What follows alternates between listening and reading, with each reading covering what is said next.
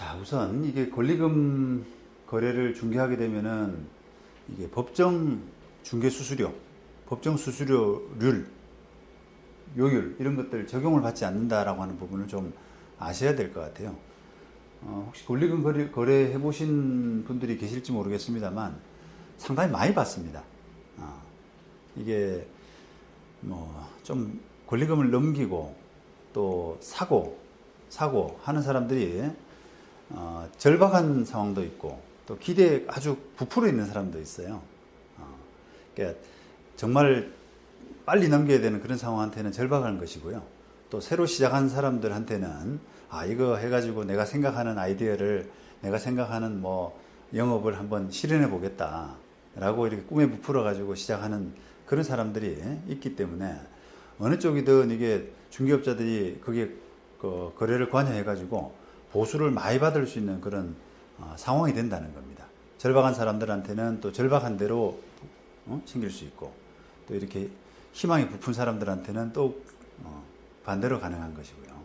그래서 구조적으로 어쨌든 권리금 거래 그 법정 수수료율보다도 훨씬 높은 그런 보수, 컨설팅 비용 이런 것들이 이제 지출이 되는 것이 일반적인데 게다가 법적으로도 이게 법정 수수료 요율이 적용이 안 된다는 것이 지금 문제라는 거죠.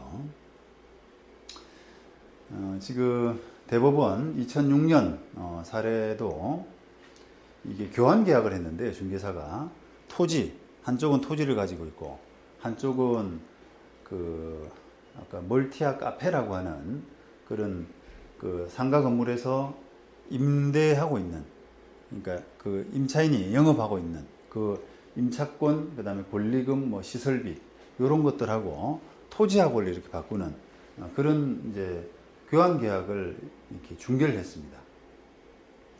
이게 우리가 교환 계약 나왔으니까 좀 드리는 말씀인데 이 교환 계약이 실제로 보면은 좀 엉터리들이 많아요.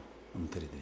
그러니까 교환 계약이라는 게 보통은 뭐 매매와 교환의 차이는 물건 대 돈이면은 그게 이제 매매가 되는 것이죠. 근데 물건 대 물건이면은 그게 이제 교환이잖아요.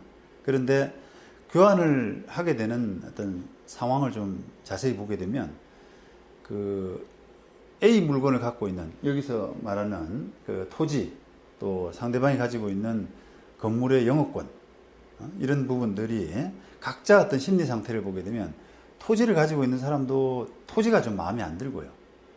정말 토지가 비전이 없다.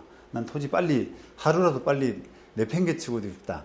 버리고 싶다. 라고 하는 그런 마음이고 또 상대방이 가지고 있는 그 어떤 영업권 장사하면서 카페의 영업권 이런 부분도 마찬가지로 장사가 잘 안 되기 때문에 대체로 조금 힘들고 열악하고 상황이 힘들고 하는 그런 상황에서 넘기려고 하는 그런 부분이 있거든요. 그래서 서로 간의 마음이 빨리 나는 넘기고 싶다라고 하는 것인데 돈이 아니다 보니까 서로 간의 가치를 좀 부풀리는 경향이 있어요. 서로 간에. 이게 만약에 뭐 실제로는 돈 받고 팔면은 한 1,000만 원 받고 팔 것을 상대방하고 물건하고 바꾸기 때문에 2,000만 원을 부른다는 거죠. 그죠? 그리고 값이 쓰여져 있는 게 아니잖아요. 그리고 상대방도 마찬가지예요. 카페 영업권을 팔면서 그게 실제 가치보다도 더 부풀려 가지고 이렇게 하게 되는 겁니다. 그래서 그런 상황을 좀 이해를 하고 이렇게 접근하시면 좋은데 그런 또 계약을 하게 되면 중개업자 보수도 늘어나죠. 실제 돈 받고 팔면 1,000만 원 거래가액이 1,000만 원밖에 안 되는데 2,000만 원으로 둔갑한다는 겁니다. 액수가. 그러면 수수료도 더 받고요. 게다가 권리금이 끼게 되면 이런 법정 중개대상물이 아니라 이런 권리금 같은 것이 끼게 되면은 게다가 보수 제한도 없고 여러 가지로 중개업자가 이제 유익하단 말이죠.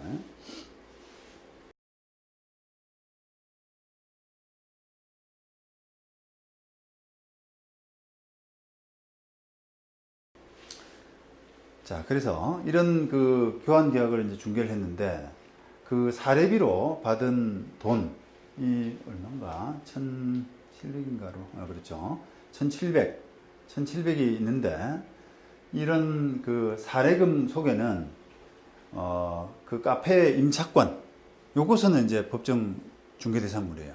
임차권 뿐 아니라 권리금, 시설비 이런 수수료까지 다 녹아 들어가 있다는 겁니다. 1,700만 원을 받으면서 임차권 얼마, 그 다음에 권리금 쪽 얼마 이렇게 한 게 아니라 다 포함해서 1,700만 원을 받았기 때문에 과연 그게 어디가 어느 금액까지가 이 그 수수료 대상인지 하는 부분을 좀 살펴봐야 된다는 거예요. 그런데도 이걸 그런 부분을 가리지 않고 1,700만 원이 아마 법정 중개 수수료를 넘어갔기 때문에 그 형사처벌을 한다라는 어떤 그런 판단을 이제 원심이 했을 겁니다. 1심도 마찬가지네요. 1심도 그런 판단을 했고 원심도 이제 그런 이제 오판을 한 셈인데 대법원은 이런 부분을 좀 가려가지고 그 안에 분명히 임차권 양도 그 부분이 들어가 있으니까 그 부분과 그 다음에 법정 수수료 적용을 안 받는 부분과를 액수를 좀 구분하는 노력을 하라. 그렇게 해서 이제 파기환송해서 내려보낸 그런 사건입니다. 물론 뭐 보수가 이렇게 법정 수수료를 적용을 안 받는다고 해서 무한정 받을 수는 없죠. 그런데 이제 이게 뭐 103조 위반, 반사회질서 법률 행위로서 너무 지나치게 많이 받은 것은 이제 무효가 되지만 그렇지 않은 그런 경우는 기본적으로는 당사자 합의대로 가야 된다라고 하는 그런 겁니다. 반대로 이제 그러니까 법정 수수료 적용을 받는 경우를 한번 비교를 한번 해보시면은 조금 와닿으실 텐데요. 만약에 뭐 토지를 팔았다, 건물을 팔았다라고 할 때는 그 최고 수수료 한도가 0.9지 않습니까? 0.9를 넘어서 받게 되면은 그 부분은 형사처벌도 되고 그 다음에 그 합의 넘어서 받기로 한 합의도 그 수수료 최고 요율을 넘어서는 부분에 대해서는 무효라고 보거든요. 그래서 무조건 돌려줘야 돼요. 또 그거하고 비교하면은 이렇게 법정 중개 대상물이 아닌 이런 경우에 아예 적용 대상으로 빠지고 마음대로 받을 수 있는 기본적으로 그런 결과와는 큰 차이가 있는 겁니다.